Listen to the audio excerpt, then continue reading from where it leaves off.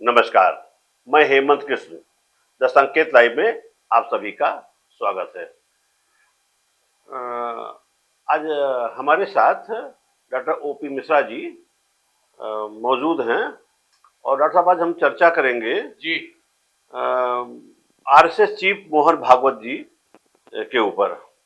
उन्होंने एक बयान दिया है, क्या उन्होंने संबोधित किया है 10 जून को नागपुर में संघ के कार्यकर्ता विकास वर्ग के समापन समारोह पे बोल रहे थे जी।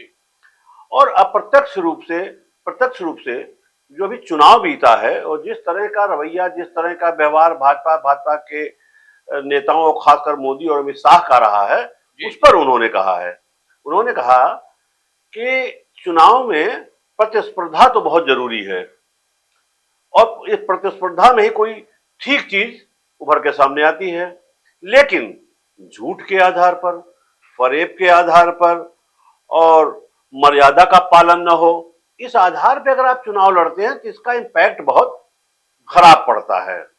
और वो दिखाई भी पड़ा इस चुनाव में कि मोदी जी के बड़बोलेपन कि हम 400 पार या अमित शाह के बड़बोलेपन का उत्तर जनता ने बखूबी दिया। वहीं आज जब इनकी सीटें 240 पे आके रुक गई, जिसको ये 400 कहते थे, वो कहते थे कि हम जादुई आंकड़ा 272 का पार कर लेंगे, वो नहीं पार कर पाए। और बहरहाल मैं पहले भी कहता रहा कि अगर ये सरकार नहीं बना पाएंगे तो ये जोड़ तोड़ करके सरकार बनाएंगे, और जोड़ तोड़ किया, सरकार बन गई। अब जो इधर उनका व्यवहार रहा उस पर कांग्रेस के जो हमारे राहुल गांधी जी ने उन्होंने भी कहा कि अब बातचीत करने का रवैया जो पहले तानाशाही का था उसमें उनके बदलाव आया है। अब वो उतने ताव से नहीं बात कर रहे हैं, उतनी मजबूती से नहीं बात कर रहे हैं, करना चाहते हैं लेकिन वो मजबूती दिखा नहीं पा रहे हैं। तो बहरहाल वो तो राहुल गांधी की बात है, लेकिन हम जो मोहन भागवत जी ने वो नागपुर में जो वो अप्रत्यक्ष रूप से मोदी कथा कही, उस पर क्या कहना है आपका? देखिए, संघ प्रमुख ने नागपुर में जो संघ के सेवकों को या जो प्रचारक तैयार होते हैं उनको संबोधित करते हुए कहा है। संबोधित तो वो कर रहे थे स्वयंसेवकों को जी, लेकिन अप्रत्यक्ष रूप से समाज को, देश को और स्वयं मोदी जी को निशाना कर रहे हैं। स्वयंसेवकों को एक बता रहे थे कि राजनीति कैसी होनी चाहिए, लेकिन चूंकि उससे अलग की राजनीति, अलग किस्म की राजनीति करते हैं नरेंद्र मोदी जी, इसलिए उनके ऊपर अप्रत्यक्ष रूप से नाम नहीं ले रहे थे। इसके बावजूद उनका यह कहना था कि जिस तरह की ये नीतियां अपनाई गई हैं, चुनाव जीतना आवश्यक होता है, पॉलिटिकल पार्टी को चुनाव जीतना पड़ता है, लेकिन उसके लिए अपनी उपलब्धियों का सहारा लिया जाए।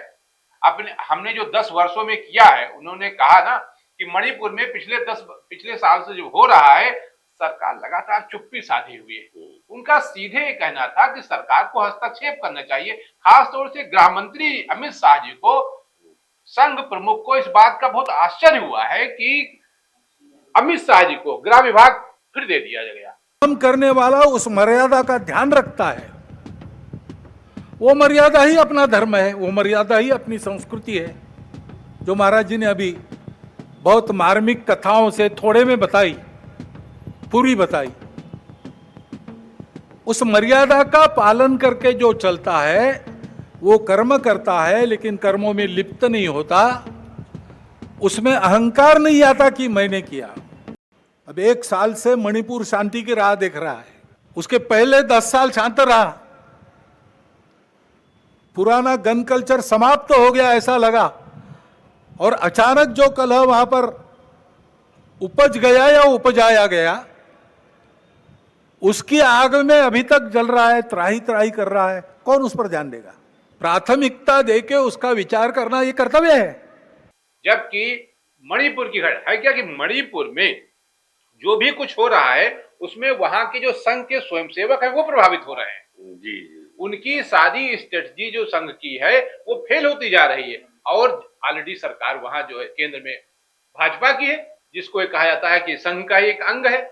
इसलिए उन्होंने सीधे टारगेट किया। पूरे उनके भाषण का लब्बो-लुआब इतना था, मोदी जी क्या करें क्या न करें, और अमित शाह जी को जो करना चाहिए उन्होंने नहीं किया मौके उनके। अब एक बात जो उन्होंने डॉक्टर साहब मर्यादा की बात की जी कि जो कुछ भी आप कहिए, जो कुछ भी बोलिए, खासकर चुनाव में या चुनाव इलेक्शन में, तो वो मर्यादा के अंदर रह के बोलना बिल्कुल चाहिए। चुनाव लड़ने में भी एक मर्यादा होती है, उस मर्यादा का पालन नहीं हुआ,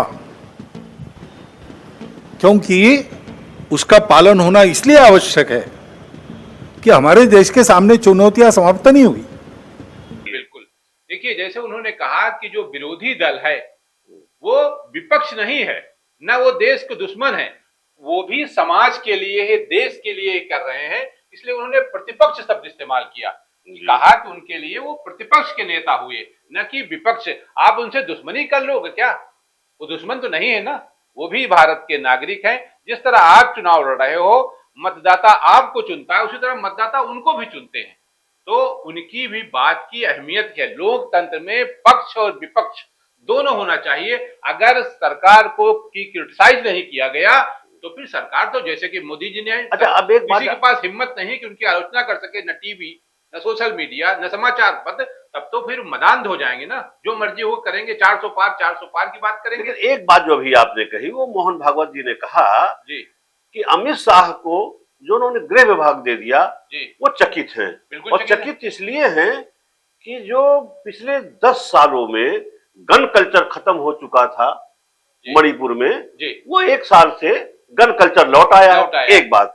दूसरी बात, जिस दिन शपथ हुआ है जी उसी दिन जम्मू में बसों पर आतंकवादियों ने जी हमला किया, जिसमें 10 लोग मारे मारे गए और दर्जनों लोग घायल घायल हुए। हुए। और उस दिन तो शपथ ग्रहण किया मोदी जी ने, जी लेकिन जब मंत्रिमंडल का बंटवारा हुआ तो दूसरे दिन भी आतंकवादी घटना घटी, यानी आज भी घटना घटी। जी तो ऐसे में पुनः अमित शाह पर किस विश्वास पर मोदी जी ने उन्हें फिर गृह विभाग भाई, सौंप दिया? ये तो गवर्नमेंट का फेल्योर है। जी आपने बड़ी बड़ी बातें बनाई थी, तो क्या गृहमंत्री के रूप में अमित शाह जी का क्या योगदान रहा इसमें? क्या उन्होंने कर दिया है? कुछ दूसरा, नहीं किया। कुछ नहीं कर पाए हैं अपनी जगह पर वो। तो ये जो पीड़ा है, ये उनकी मोहन भागवत जी की पीड़ा है। और मोहन भागवत जी का सीधा सीधा फंडा, वो डायरेक्ट बोलने के उसमें माने जाते हैं। कुशी सुदर्शन थे एक सरसंघचालक जी, या तो वो डायरेक्ट बोल देते थे, वाजपेयी जी के खिलाफ उन्होंने डायरेक्ट बोल दिया था। उसी तरह मोहन भागवत जी वो सीधे सीधे बोलने के पक्षधर हैं।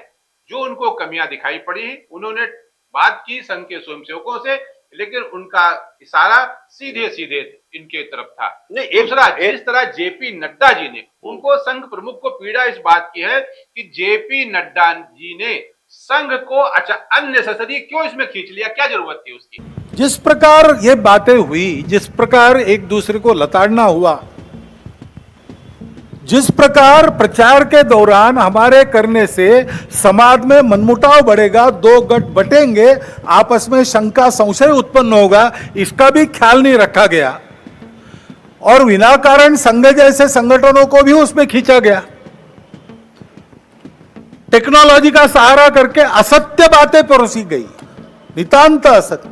उसे कोई वोट तो बढ़ा नहीं उनका, कोई वोट नहीं बढ़ा। नहीं, तो इसीलिए उन्होंने कहा कि अहंकार मत पालिए। बिल्कुल। और आप अहंकारी होते जा रहे हैं। साफ साफ उन्होंने इंगित किया है कि आप शासन करिए, सत्ता संभालिए, चुनाव लड़िए, लेकिन अहंकार मत पालिए। बिल्कुल। तो एक सीधा सीधा संकेत है कि मोदी या उनकी सरकार अहंकारी हो गई है। बिल्कुल बिल्कुल बिल्कुल। ये बात सिर्फ संघ प्रमुख ही नहीं मान रहे हैं, ये आम आदमी भी मान रहा है कि वो अहंकार, जो उन्होंने कहा था ना, आज देखिए उन्होंने उनका एक बयान आया है एक्स पर कि मोदी का परिवार हटा दीजिए आप लोग अपने नाम के साथ, मोदी परिवार। तो आखिर ये क्या जरूरत पड़ी?